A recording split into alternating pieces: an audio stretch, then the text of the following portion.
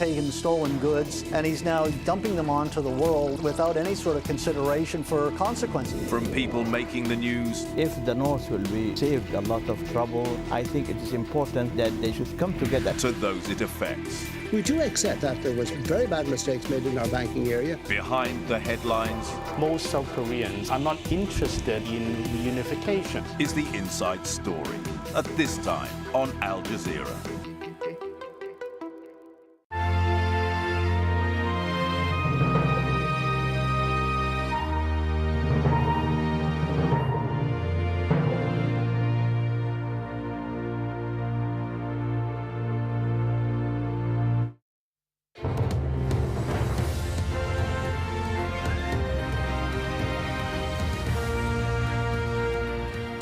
Andy's here with all the sports, starting with cricket and a bit of a googly for England. Good technical term, I like that. I like it. We'll start with news, indeed, of a high-profile departure from Cricket's World Cup. England's Kevin Pietersen has confirmed he's out of the tournament. Did it via Twitter, of course. He's returning home for a hernia operation. The 30-year-old had played in all 4 of England's games so far. Said he was devastated to be leaving India. England had originally hoped to manage the star batsman's pre-existing injury through this tournament, but that's not been possible. He'll be replaced now in the squad by Owen Morgan. Right now, Canada taking on Kenya. Get yourself down to New Delhi. It's a Group A match.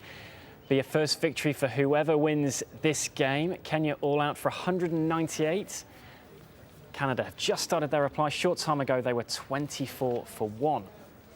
Now, Pakistan will be looking to keep their perfect World Cup record intact when they face New Zealand on Tuesday. After 3 games, Pakistan, the only team to have won every match. But a win for New Zealand will take them level on points at the top of Group A.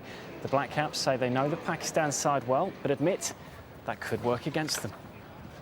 Fortunate that we've played a lot against them lately, so we're pretty familiar, but they're pretty familiar with us as well. So it's going to be a tough game, but hopefully there is some confidence from the Zimbabwe game, and guys played pretty well there. So if we can bring that same performance to this game, then yeah, it's going to be huge for our tournament.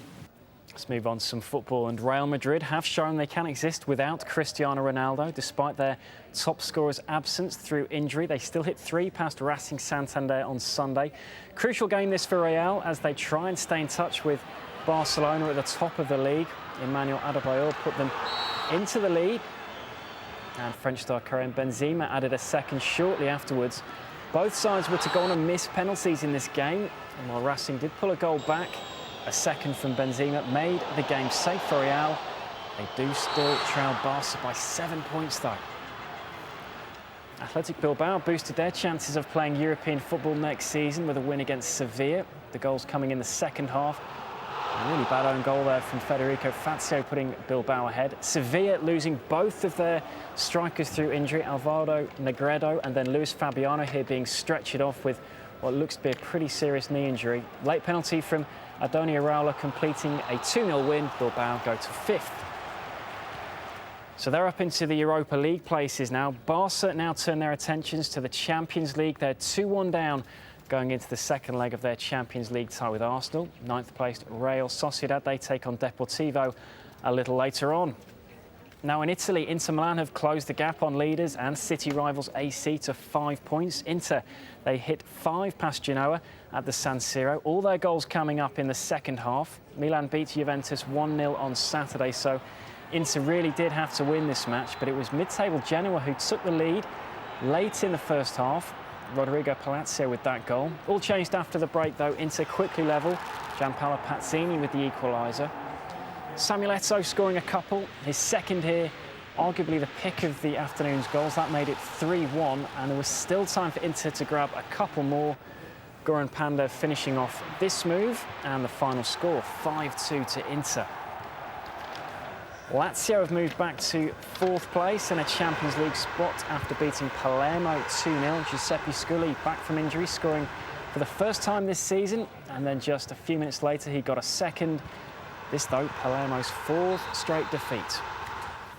Now in tennis, the quarter-final lineup for the Davis Cup is now complete. France have made it through despite the absence of their big names for the tie with Austria. Quite an atmosphere in Vienna for this decisive match between Martin Fischer and Jeremy Chardy. Fischer going 1 set up in front of home support. No Songa, Monfils or Gasquet for France, but Chardy recovered to record a 4-set win. The 9-time champions next face Germany.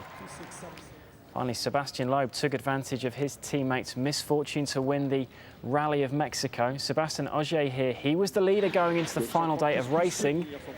Didn't have a great day though, he crashed out, unable to carry on.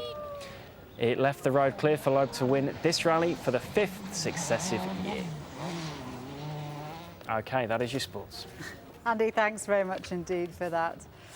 Finally, after nearly 3 decades of space travel, the shuttle Discovery has set off on its final journey. Astronauts have sealed its hatches and undocked from the International Space Station.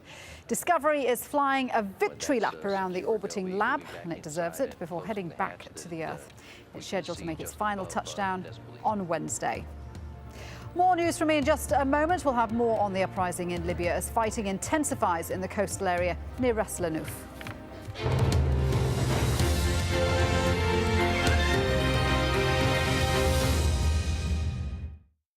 What Gaddafi has done, he dismantled or destroyed the system in the country. As chaos and violence sweep across Libya. They're living through fear, they're living through a nightmare. They're using ammunition, live ammunition. AlJazeera hears from those who have lived in fear of Gaddafi's regime. We don't want him to leave.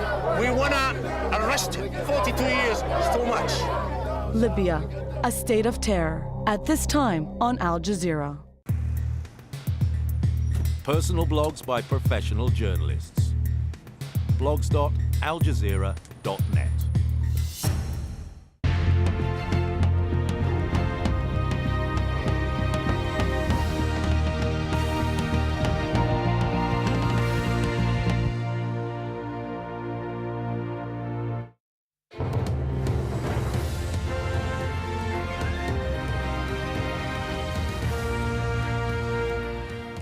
Welcome back to Al Jazeera. It's the top of the hour. I'm Shuli Ghosh. Let's give you the top stories. Pro-government forces have been bombarding rebel groups in the Libyan oil town of Ras Lanuf, part of the fight back by Libya's leader. This was the scene just hours ago as rebel fighters came under attack from the air. Meanwhile, leaders of the Libyan uprising have made it clear they'll only begin talks